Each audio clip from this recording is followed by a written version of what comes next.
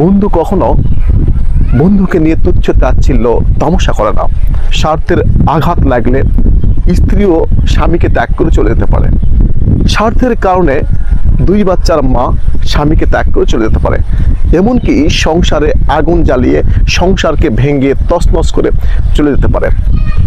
পৃথিবীর অশুভ শক্তি সবাই ব্যবহার করে সমাজকে নষ্ট করতে পারে, কিন্তু বন্ধুত্ব কখনো নষ্ট হয় না। বন্ধু এমন একটা জিনিস, এই বন্ধুত্ব আজীবন টিকে থাকে।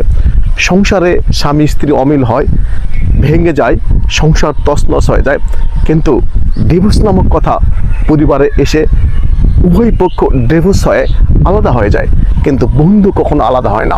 বন্ধু হচ্ছে আত্মার খোরাক, বন্ধু হচ্ছে হৃদয়ের খোরাক, বন্ধু হচ্ছে প্রাণের প্রাণ, বন্ধু হচ্ছে কলিজার কলিজা।